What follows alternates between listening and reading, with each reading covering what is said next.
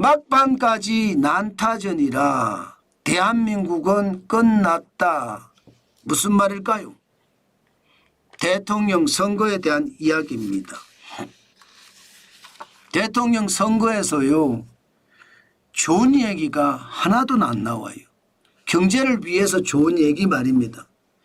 경제를 위해서 가장 좋은 얘기는 국가 부채를 어떻게 할 것인가, 이것을 해결할 방법을 내놓는 그런 후보들이 있어야 되거든요.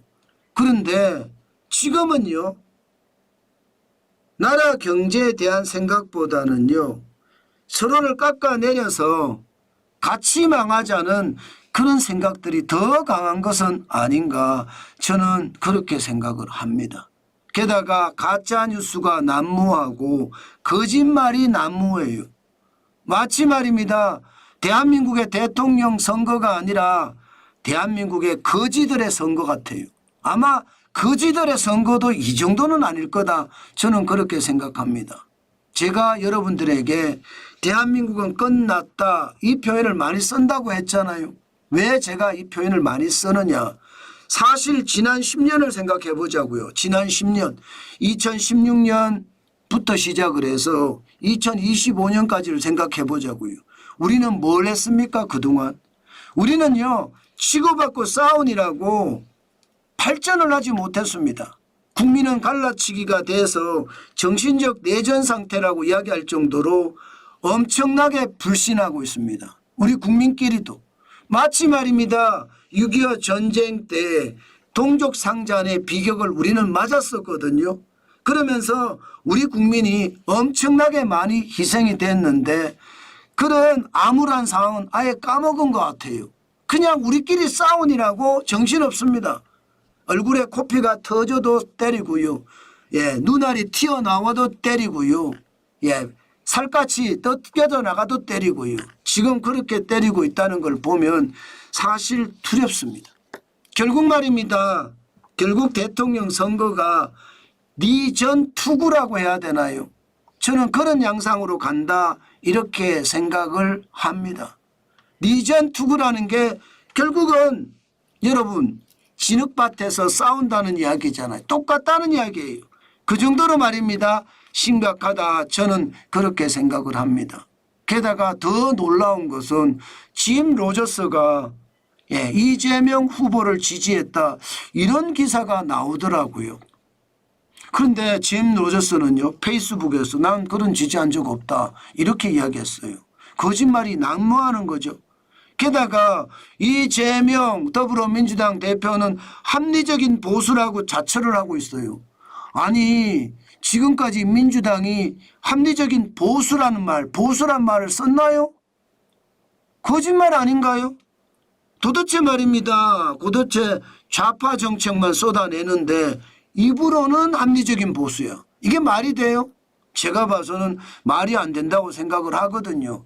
그 정도로 말입니다, 지금 막판 대선에서는 우리에게 그만큼 충격을 준다는 뜻입니다. 반대로 김문수 국민의힘 후보는 본인 스스로 말입니다, 보세요, 정직한 아버지, 깨끗한 대통령, 보시는 것처럼 순수합니다. 옷을 입은 것도 동네 아저씨처럼 입었고요. 그만큼 청렴 결백을 내세우고 있고요. 본인 스스로 경기도지사 2번을 하면서 얼마나 청렴 결백했는지를 보여주고 있는 것, 저는 그거 굉장히 중요하다고 생각합니다. 그렇지만 김문수 후보도 사실상 돈은 뿌리겠다고 했거든요. 저는 그게 문제라고 봅니다.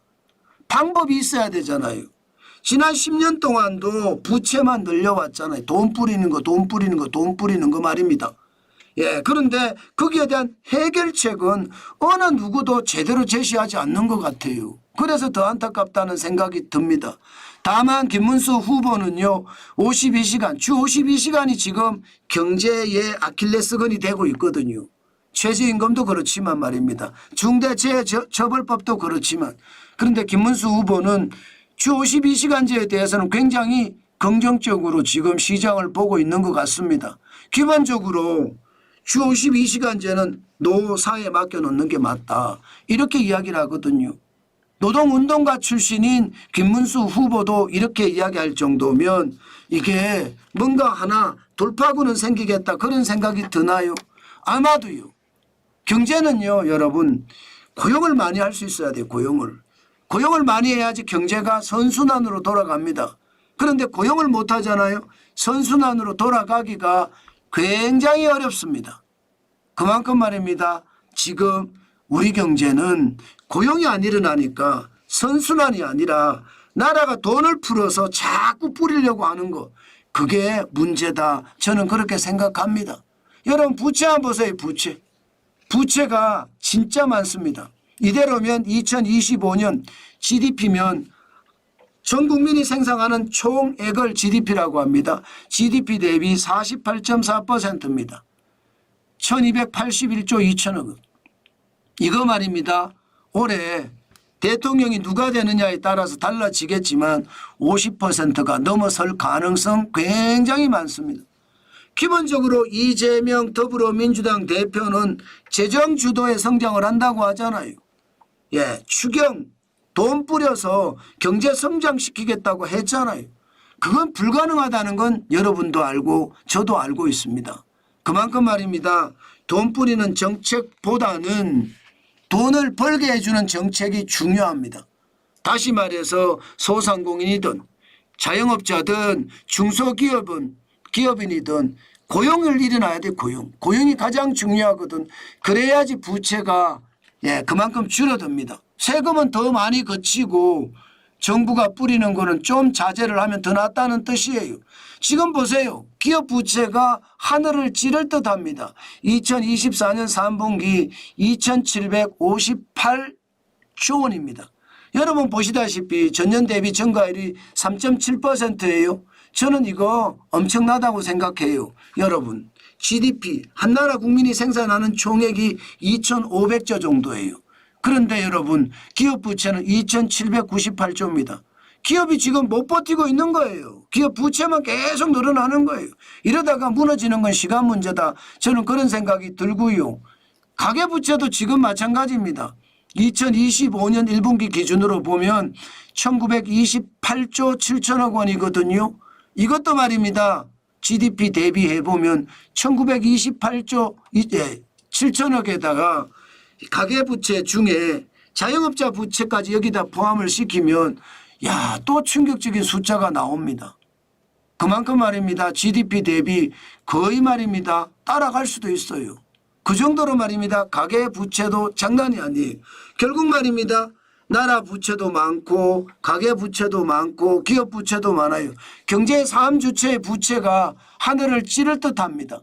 실질적으로도 보면 국가 총부채라고 이야기하는 정부 부채, 기업 부채, 가계 부채를 합쳐보면요. 2024년 기준으로 6,232조나 됩니다.